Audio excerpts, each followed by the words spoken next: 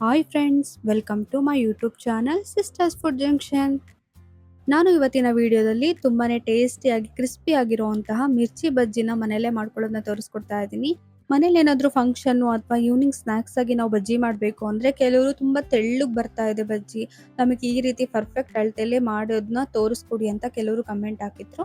ಹಾಗಾಗಿ ನಾನು ಈ ರೆಸಿಪಿನ ಶೂಟ್ ಮಾಡಿಕೊಂಡು ನಿಮ್ಮೊಂದಿಗೆ ಶೇರ್ ಮಾಡ್ತಾ ಇದ್ದೀನಿ. ನೀವು ನೋಡ್ತಾ ಇರ್ಬೋದು ತುಂಬಾನೇ ಕ್ರಿಸ್ಪಿಯಾಗಿ ಹಾಗೂ ಟೇಸ್ಟಿಯಾಗಿ ಪರ್ಫೆಕ್ಟ್ ಅಳತೆಯಲ್ಲಿ ಯಾವ ರೀತಿ ಮೆಣಸಿನ್ಕಾಯಿ ಬಜ್ಜಿ ಮಾಡೋದು ಅಂತ ತೋರಿಸ್ಕೊಡ್ತಾ ಇದ್ದೀನಿ. ಬನ್ನಿ ನೋಡೋಣ. ನಾನಿಲ್ಲಿ ಒಂದು ಸರ್ವಿಂಗ್ ಬೌಲ್ಗೆ 1 ಕಪ್ ಆಗೋಷ್ಟು ಕಡಲೆ ಹಿಟ್ಟನ್ನ ಹಾಕ್ಕೊಳ್ತಾ ಇದ್ದೀನಿ.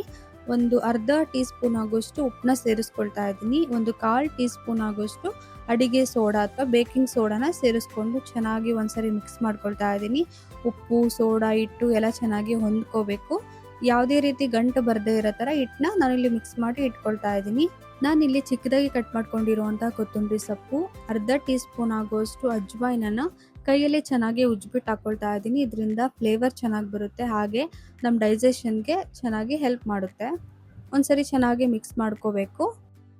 ನಾನಿಲ್ಲಿ ಎಣ್ಣೆನ ಕಾಯಕ್ಕಿಟ್ಟಿದ್ದೆ. ಸೊ ಕಾದಿರೋ ಅಂಥ ಎಣ್ಣೆನ 2 ಟೇಬಲ್ ಸ್ಪೂನ್ ಆಗೋಷ್ಟು ಸೇರಿಸ್ಕೊಂಡು ಹಿಟ್ಟನ್ನ ಚೆನ್ನಾಗಿ ಕಲಿಸ್ಕೊಳ್ತಾ ಇದ್ದೀನಿ. ನಾವು ಹೋಟೆಲಲ್ಲಿ ಮತ್ತು ಹೊರಗಡೆ ಬಜ್ಜಿ ತಿಂದಾಗ ಎಷ್ಟು ಕ್ರಿಸ್ಪಿ ಆಗಿದೆ, ಟೇಸ್ಟಿ ಆಗಿದೆ, ಏನು ಹಾಕ್ತಾರೆ ಅಂತ ಅನ್ಕೊಂತಿರ್ತೀವಿ ಅಲ್ವಾ. ಕಾದಿರೋ ಅಂಥ ಎಣ್ಣೆನ ಸೇರಿಸ್ಕೊಂಡು ನಾವು ಬಜ್ಜಿ ಮಾಡೋದ್ರಿಂದ ಬಜ್ಜಿ ಕ್ರಿಸ್ಪಿಯಾಗಿ ಬರುತ್ತೆ. ನಾನಿವಾಗ ಸ್ವಲ್ಪನೇ ನೀರನ್ನ ಸೇರಿಸ್ಕೊಂಡು ನೋಡಿ ಹಿಟ್ಟನ್ನ ಚೆನ್ನಾಗಿ ಕಲಿಸ್ಕೊಳ್ತಾ ಇದ್ದೀನಿ. ನಾವು ಒಂದೇ ಸರಿ ನೀರನ್ನ ಹಾಕ್ಕೊಂಡು ನೀರಾಗಿ ಮಾಡ್ಕೋಬಾರ್ದು. ಹಿಟ್ಟನ್ನ ನೋಡಿ ಈ ಹದದಲ್ಲಿ ನಾವು ಕಲಿಸ್ಕೋಬೇಕು. ಎಷ್ಟು ಬೇಕೋ ಅಷ್ಟು ನೀರು ಹಾಕ್ಬಿಟ್ಟು ಹಿಟ್ಟನ್ನ ಚೆನ್ನಾಗಿ ಈ ಹದಕ್ಕೆ ಕಲಿಸ್ಕೊಂಡ್ರೆ ಕ್ರಿಸ್ಪಿಯಾಗಿ ಟೇಸ್ಟಿ ಆಗಿರುವಂಥ ಬಜ್ಜಿ ಬರುತ್ತೆ. ಈ ರೀತಿ ಗಟ್ಟಿಗೆ ಸ್ವಲ್ಪ ಕಲಿಸ್ಕೋಬೇಕು. ನೋಡಿ ಹಿಟ್ಟನ್ನ ಚೆನ್ನಾಗಿ ಕಲಸಿದ್ಮೇಲೆ ಈ ರೀತಿ ಚೆನ್ನಾಗಿ ಕೈಯಲ್ಲಿ ರೊಟೇಟ್ ಮಾಡ್ತಾ ಇರಬೇಕು. ಒಂದು 2 ರಿಂದ 3 ನಿಮಿಷ ಈ ರೀತಿ ಹಿಟ್ಟನ್ನ ನಾವು ಹದ ಮಾಡ್ಕೋಬೇಕು.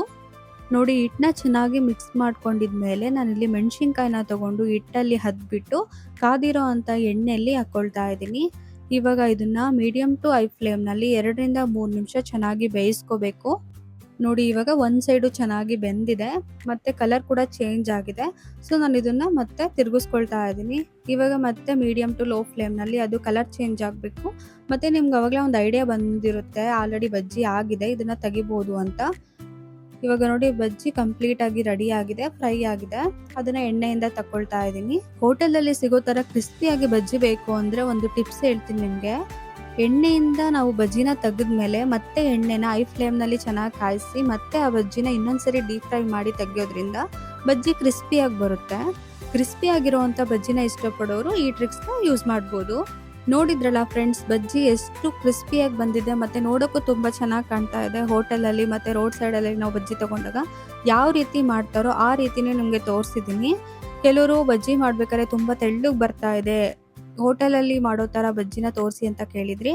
ಈ ವಿಡಿಯೋ ನೀವೆಲ್ಲರೂ ನೋಡ್ತಾ ಇದ್ರೆ ಈ ವಿಡಿಯೋ ಇಷ್ಟ ಆದರೆ ವಿಡಿಯೋನ ಲೈಕ್ ಮಾಡಿ, ಕಮೆಂಟ್ ಮಾಡಿ. ಹಾಗೆ ಇನ್ನೂ ಯಾರೆಲ್ಲ ನಮ್ಮ ಚಾನಲ್ನ ಸಬ್ಸ್ಕ್ರೈಬ್ ಮಾಡ್ಕೊಂಡಿಲ್ಲ ಪ್ಲೀಸ್ ಸಬ್ಸ್ಕ್ರೈಬ್ ಮಾಡ್ಕೊಳ್ಳಿ. ಹೀಗೆ ನನ್ನನ್ನು ಸಪೋರ್ಟ್ ಮಾಡ್ತಾ ಇರಿ. Thanks for watching.